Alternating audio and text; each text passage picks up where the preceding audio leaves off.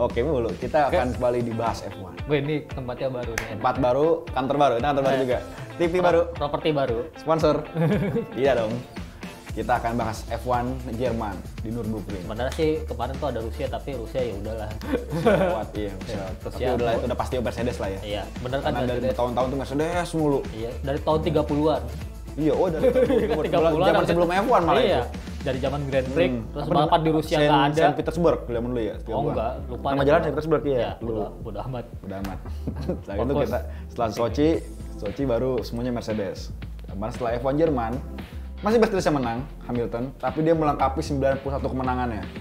Menyamakan rekor kemenangan Michael Schumacher. Ya makanya di Nürburgring kemarin dia dapat hadiah spesial dari anaknya Michael Mick ya. Mick Schumacher. Dapat helm bapaknya nih. Ini lap terakhir waktu di Mercedes kan, Iya, itu 2012. udah Petronas, Iya, tapi iya. ya warnanya tetap merah kan. Merah. Kalau nggak dulu tuh Michael Schumacher tuh sebenarnya warna helmnya tuh nggak merah, dia putih, tapi ada tulis Jermannya. Tapi dia tuh ganti tahun 2000 apa 2001 tuh karena warna helmnya tuh sebenarnya mirip sama Barrichello sebenarnya, sama-sama putih base-nya, makanya dia ganti merah. Katanya sih seperti itu, tapi kayaknya mungkin biar lebih kayak terlihat seperti Ferrari aja sih. Iya, tetap walaupun di Mercedes tetap pakai warna ini kan. Iya. Tuh. Tapi uniknya karena dia sama lagi di Jerman, itu dia menyamai pembalap Jerman legendaris Michael Schumacher di Jerman juga. Dan kebetulan ada Mick Schumacher karena yang nggak jadi balapan sama Alfa Romeo. Nggak Nggak jadi sih, FP1. FP1. Nggak jadi FP1.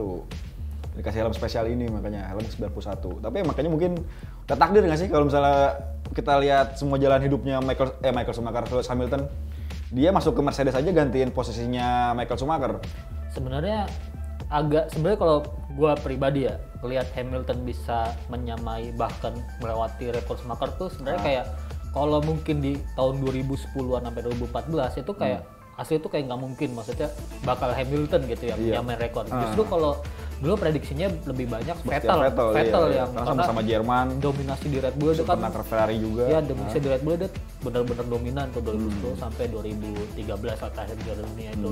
Sementara Hamilton ini dia pertama oke lah, dia menang balapan di tahun debutnya tuh 2007 menang 4 kali, terus 2008 itu dia juara dunia. Tapi habis itu karirnya tuh kayak nurun. 2009 tuh cuma menang sekali, 2010, 2011, 2012 tuh dia tetap menang tapi nggak sesering dia 2 musim awal di Mercedes. Di McLaren. Mercedesnya. Tahun kedua kan juara dunia. Iya. Terus dia kayak karirnya tuh kayak menurun lah. Justru banyak yang dulu memprediksi Hamilton ini karirnya tuh lebih kayak Jacques Villeneuve. Jadi Villeneuve tuh kan sama nih. Jumlah kemenangan tahun pertamanya sama, 4 sama 4. Terus tahun kedua sama-sama juara dunia, tapi tahun ketiga dia sama-sama nurun. Bahkan Villeneuve pun nggak bisa menang lagi setelah itu. Sementara Hamilton dia ngambil keputusan yang agak gambling sebenarnya, dia pindah ke Mercedes tahun 2013, gantiin Schumacher juga. Tapi belum secemerlang sekarang kan. Ya, karena waktu itu emang Mercedes di tahun 2013 itu masih kalah sama Red Bull kan, dan pengembangan mesinnya tuh nggak sebagus, mungkin lebih kencang dari Renault, tapi Red Bull tuh punya keunggulan di sasis gitu kan. Tapi ketika mesin baru yang sekarang ini 1600 V6 turbo, ternyata Mercedes tuh benar-benar dominan, dan Lewis Hamilton tuh cuma butuh 2014, 15, 16, 17, 18, 19, 20, 7 musim untuk menyamai itu. Iya, menyamai. Walaupun jumlah kemenangannya jumlah kemenangan itu jumlah balapan lebih banyak Hamilton daripada Schumacher. Iya, pasti lebih banyak sih kan. 1. Iya, karena lebih banyak karena semusimnya lebih banyak sekarang. jumlah musimnya juga lebih baik. Mungkin kalau dari kita aja ada 2010 sampai 2020 sekarang jumlah race tuh udah rata-rata tuh 18 sampai 21. Iya. Sementara di era Schumacher itu mungkin Schumacher tuh 14 dulu ya. dia main cuma 14, Gitu kan. terus baru 2000-an mungkin nambah gitu di Asia gitu kan. Ya wajar gitu kan, mungkin jumlah race-nya lebih baik, dan dia pun emang secara karir sempat menurun jauh gitu kan. Iya. Kalau Schumacher emang awal karirnya di Ferrari mungkin emang dia butuh 96, 97, 98, 99 baru juara tahun 2000 tuh. Butuh 5 musim dia juara dunia lagi gitu kan. Tapi Hamilton pun sama menurunnya gitu kan.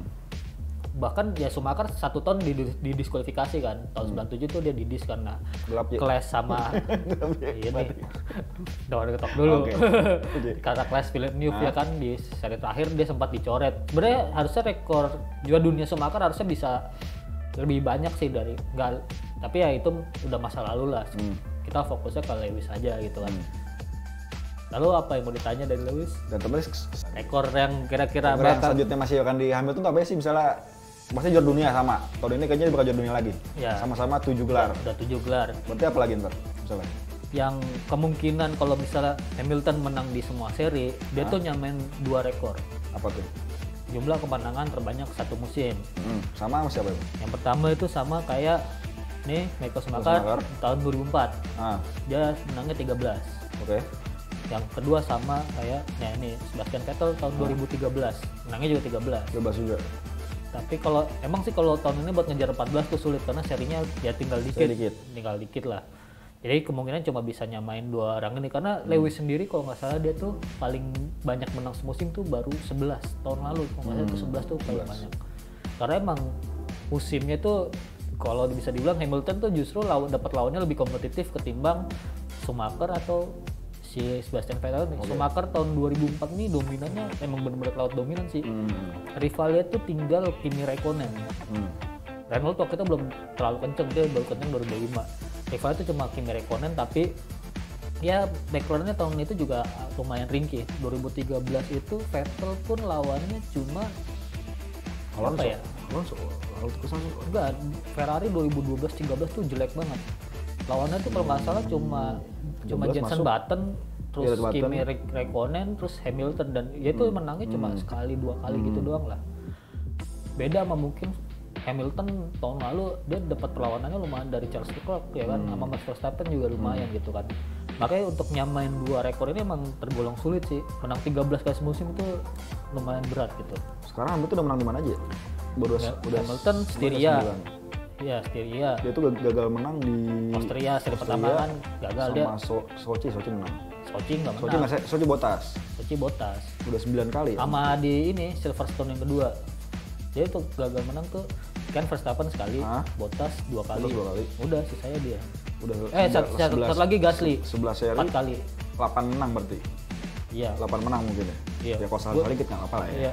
Lupa berapa sih? Iya lupa berapa. Karena tradernya tahun ini nggak apa. Iya karena nggak apa soalnya dia berantakan. Nah, mungkin kalau misalnya butuh 5 kemenangan lagi untuk menyamakan Schumacher sama Vettel. Iya, tapi emang cuma bisa nyamain doang. Nyamain doang karena jumlah seri terbatas. Udah habis itu. Oke.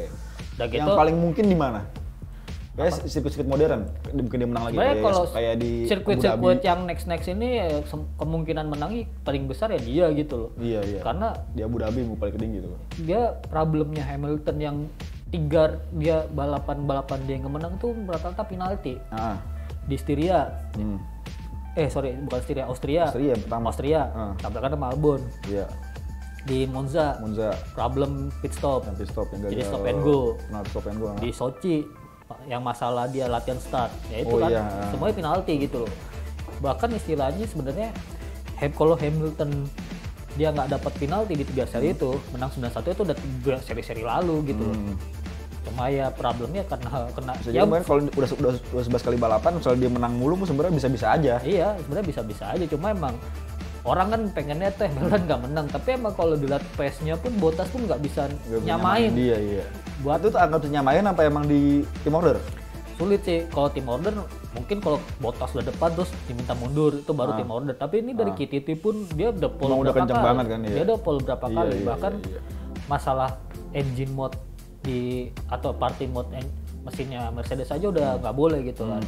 Emang sebenarnya tahun ini tuh emang udah pasti 95% lah Hamilton ya, gitu bisa menggagalkan cuma kalau DNF atau cedera panjang misalnya. Iya, misalnya dia tiba-tiba pensiun dini gitu kan, nggak ada yang tahu. Aduh, aneh banget tinggi pensiun dini tuh aneh banget. Tapi yang menarik itu Hamilton tuh sampai sekarang pun dia belum mendatangkan kontrak sama Mercedes tahun depan. Iya itu benar aneh. Lalu dengan seorang Hamilton kenapa dia tidak ditawarkan kontrak 6 tahun gitu? Iya, mungkin dia juga buat namanya juara dunia itu pengennya tuh, wah gue bisa nggak juara sama tim lain yang mungkin nggak kompetitif, mungkin dia begitu. Padahal kalau satu rekor lagi nih misalnya yang dia harusnya bisa nyamain, jadi satu rekor lagi nih yang dia bisa nyamain Schumacher itu jadi kemenangan beruntun dari musim pertama sampai tahun depan. Jadi sejauh ini tuh yang bisa menang 15 musim beruntun tuh baru Schumacher tahun 92 sampai 2006 itu minimal menang 1 kali semusim. Hamilton Belum bisa. Enggak, Hamilton Baru ya. sejak di Mercedes doang. Dia dari debutnya dia udah menang 2007. Dia tuh nggak pernah putus. Yang pernah podium waktu 2005, 2006, 2000 itu waktu dia sempat turun setelah dia juara dunia, sempat turun ya? 2009 menang sekali. 2010 menang 2 kali berapa kali. Jadi hitungannya dia tahun depan dia masih balap terus menang 1 kali lagi. Dia nyamain rekornya Schumacher sebagai pembalap ya menang tiap tahun dia balapan. Schumacher tuh nggak menang itu justru di tahun debutnya doang tuh 91 sama di tahun-tahunnya Mercedes 2010 sampai 2012 tuh dia nggak pernah menang sama sekali. Iya betul. Oke, lanjut Nürburgring. Oh, putih. Nürburgring. Oke, ini kemarin siapa dulu? Hülkenberg dulu apa? Hülkenberg boleh menarik kita bahas karena Hülkenberg itu tidak KTT, tidak FP, tapi finish ke-8. KTT iya, FP enggak. Itu KTT jalan deh. KTT terakhir. Tapi paling belakang kan. Ya tetap aja. Iya, masih bisa ngapalin. Karena problemnya mungkin gini, dia bener-bener last minute banget kan. Iya. Udah gitu mungkin Racing Point pun nggak bawa seatnya Hülkenberg, ditinggal di markasnya di Inggris itu kan. Tapi untungnya ya tingginya Stroll sama Hülkenberg tuh beda. Iya, nggak jauh beda. Justru kan awal-awal dia free practice sama Racington di Silverstone dia masih pakai racing suitnya Lance Stroll cuma di lakban kan. Yang menarik juga helmnya si Hülkenberg itu. Iya. Hülkenberg tiba-tiba pakai helm tahun lalu yang Renault. Yang hitam, yang hitam kuning. Orang banyak lagi kenapa nggak pakai yang pink? Karena yang pink itu nanti bisa kita tampilin waktu itu disumbangin ke manajernya. Jadi udah terlanjur disumbangin. Dia mungkin udah nggak balap nih, balapan lagi gitu ya. Tiba-tiba balap lagi. Nah, itu helm di mana gitu kan? Pasti gitu. Itu menarik sih emang karena dia mungkin lagi di Jerman di rumah dia. Ya emang dia kan di Jerman. Balapan lah. Iya dia kan balapan apa nih bos? Justru Hülkenberg kan itu dia lagi di Cologne itu kayak sekitar 1 jam dari Nürburgring. Iya. Itu dia mau komentator sebenarnya. Iya. Tiba-tiba dia ditelepon, kita perlu nih lu datang ke Nürburgring. Dia kebut dia pakai Porsche-nya dia. Datang di Nürburgring tepat waktu akhirnya kualifikasi. Ya wajar gitu kan. Dia nggak simulator sama sekali. Karena semua pembalap nggak FPS sama sekali. Untungnya si Hülkenberg sempat balap GT beberapa bulan lalu di track ini. Di track ini dia sempat balap. Ya tapi perbedaan mobil GT sama mobil F1 tuh jauh banget gitu kan. Titik remnya pun dia sempat waktu bilang itu dia bilang terakhir balapan di sini kan 2013. Dia masih balapan juga, udah balapan juga tuh. Ya dia cuma inget-inget feelingnya doang. Feeling gua waktu terakhir kali balapan di sini. Iya masih di Force memorinya doang, iya kan. Tapi ya mobil 2013, mobil 2020 downforce ya beda banget. Jauh lah ibarat kata. Bahkan di KTD pun race engineer-nya tuh dia bilang misalnya di tikungan 1 lu ngerem lebih jauh lagi gitu, lebih dekat sama tikungan, di tikungan 5 juga gitu. Tapi ya buat start 20 finish ke 8 itu fantastis karena di depan Vettel gitu kan. Terus bisa bersaing sama Leclerc. Jerman terbaik lah di situ. Ya Jerman terbaik lah. Karena Vettel di belakang. Terus lanjut. Jadi yang selain menarik Hülkenberg adalah prediksi kita kemarin tepat. Saat bilang siapa ketiga di Nürburgring, Daniel Ricciardo. Siapa yang tidak menduga Daniel Ricciardo podium? Karena dia bisa finish di depan Verstappen. Sebenarnya emang progresnya Renault tuh gimana sih sebenarnya? Kemarin tuh lumayan bagus tuh, konsisten dia 4 terus. Iya. Terus di Rusia emang dia butuh satu orang. Dia emang butuh trio juga. Hamilton, Bottas, Verstappen ada yang nggak finish aja sih sebenarnya. Betul. Ada yang masalah aja gitu kan. Iya. Nah. Sebenarnya progres dari Renault ini lumayan bagus banget sih sebenarnya. Dan udah gitu di Nürburgring pun bukan track yang butuh power yang maksudnya top speed yang lebih tinggi. Iya. Ini kan dia sempat bersama sama Perez tuh di belakang. Sebenarnya kalau misalnya itu nggak safety car di lap-lap akhir itu, dia pasti bisa disalip sih karena bannya si Perez tuh lebih fresh, agak lebih dekat. Tapi ketika safety car dia pit dan Perez mungkin agak telat pitnya sih, jadi sempat ketahan dan ban itu nggak nyampe titik maksimal yang ideal, jadi agak sulit sebenarnya buat nyalip si Ricciardo. Tapi emang tracknya Nürburgring dia straightnya tuh nggak terlalu panjang, di home straightnya doang lah paling yang mungkin Racing Point tuh bisa lebih unggul, sisanya ya untuk mungkin tikungan Renault tuh sedikit lebih unggul daripada Racing Point sih. Emang karakter mobil Renault Ricciardo ini emang lebih cocok buat track-track yang tidak butuh top speed yang tinggi banget ya. Gitu. Sebenarnya dari Monza pun dia finishnya keempat juga kan, cuma ya kalah power aja kan dari Stroll, dari yang depannya dari McLaren gitu. Nah sebenarnya ini pun bukan prediksi yang mengejutkan sebenarnya kan. Sebenarnya emang udah ada kemungkinan. Ada kemungkinan tapi ya lawannya ya cuma Racing Point sama McLaren kan. Iya, kepentingan itu. Kemarin pun karena si McLaren pun trouble juga kan. Lando Norris bermasalah. Iya. Padahal yang menarik adalah dia kan taruhan. Terakhir di podium kapan ya? Renault podium ya? Renault terakhir podium Sebagai mesin apa sebagai pembalap? sebagai Mesin terakhir enggak, kalau mesin pasti Renault zaman Red enggak, Bull ya? kalau mesin terakhir yang podium tahun ini McLaren mesinnya Renault kan.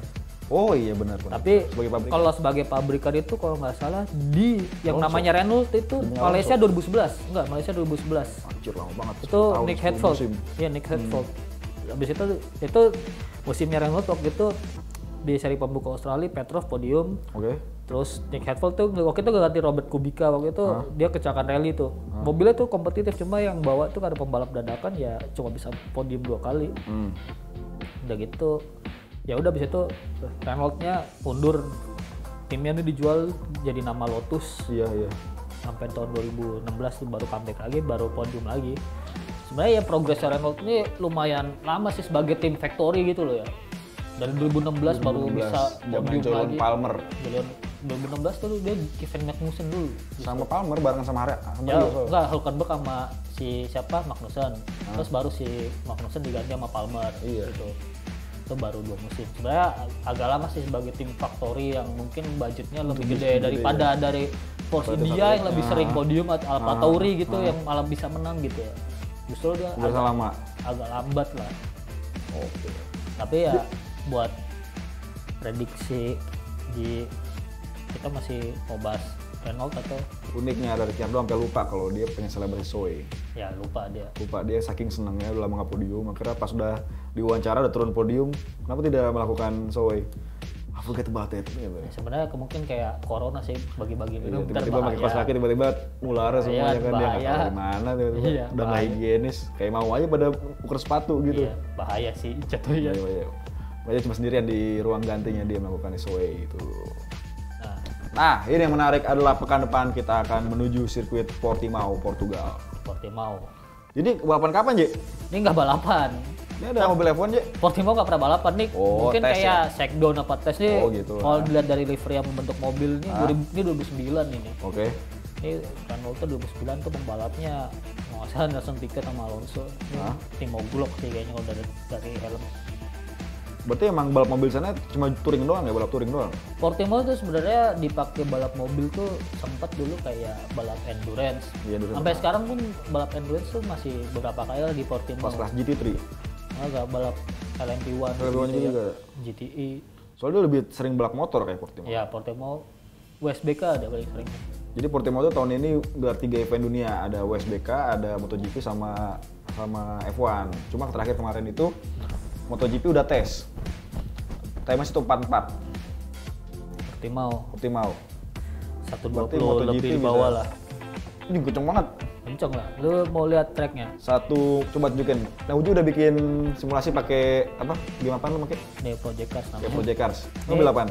Ini mobilnya sih hitungannya mirip-mirip F1, cuma formula lah itu. Cuma formulanya kayak ngikut dia yang lama. Ya, Ini regulasi 2000 ini regulasi 2014 lah, yang masih sayap depannya tuh kecil. Jadi super formula apa? Enggak, ini mesinnya mirip F1 tapi enggak lisensi F1 aja. Oh gitu. Nah ini mungkin kira-kira gambarnya seperti ini kalau di Portimao tuh tracknya kayak gini.